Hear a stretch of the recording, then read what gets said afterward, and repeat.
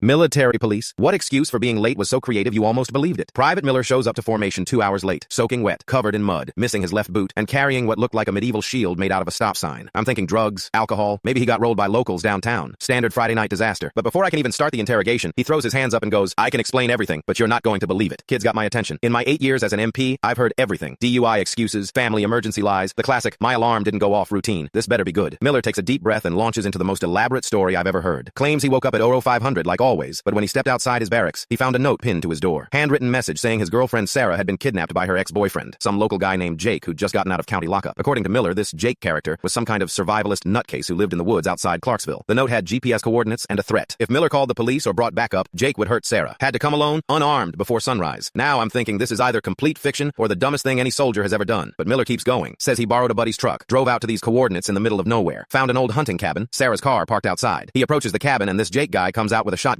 Turns out it's not a kidnapping. It's some twisted challenge. Jake's been planning this for months, ever since Sarah started dating Miller. Wants to prove he's the better man through trial by combat. I'm rolling my eyes at this point. Sounds like bad reality TV. But Miller pulls out his phone, shows me photos. There's the cabin. There's a crazy-looking dude with a shotgun. There's Sarah tied to a chair, looking terrified. Jake had constructed this whole obstacle course in the woods. Rope climbing, mud crawls, puzzle solving, the works. Winner gets the girl. Loser gets beaten up and left in the forest. Miller had to complete it without calling for help or Jake would hurt Sarah. The shield? Jake made him craft it from materials he found in the woods. Hence the stop sign he'd apparently ripped out of the ground. Had to use it to defend against tennis balls fired from some homemade cannon Jake had built. Miller shows me video on his phone. Shaky footage of him army crawling under barbed wire while this lunatic fires tennis balls at him. Kids documentary this whole thing like it's American Ninja Warrior meets Deliverance. 2 hours of this insanity. Miller finally completes all the challenges. Jake, being a man of his word apparently, releases Sarah and gives Miller his truck keys back. But not before destroying Miller's phone and taking his boot as a trophy. The whole drive back, Sarah's crying. Miller's trying to process what just happened. And that's when they realized Jake had slashed Miller's tires as a parting gift. Had to walk 5 miles in one boot to get cell service and call for help. By the time AAA showed up and they got back to base, formation was already over. Miller spent the last hour trying to clean up enough to be presentable, but gave up and just ran straight to the company area. I'm staring at this kid, covered in evidence of whatever the hell he'd been through, holding a stop sign shield, and I realize I actually believe him. The story's too crazy to be made up. Plus he's got photos, videos, Sarah's statement backing him up. Called his girlfriend. Sure enough, she confirms the whole story. Even gives me Jake's full name and address. Turns out the guy had multiple restraining order violations and a history of stalking. Had to drive out to the cabin with local police. Found Jake's whole setup. Obstacle course, tennis ball cannon, the works. Guy had been planning this for months. Arrested him on kidnapping charges. Miller got off with a counseling statement for failing to report a crime in progress. His chain of command was so impressed with the creativity of his excuse that they submitted it for the unit newsletter. 3 months later, Jake pleaded guilty to kidnapping and got 5 years. Miller and Sarah are engaged now. They sent me a wedding invitation with a photo of them holding that stop sign shield. Sometimes the most unbelievable excuses turn out to be completely true. And sometimes the best military training is learning to think on your feet when some lunatic challenges you to medieval combat in the Tennessee woods.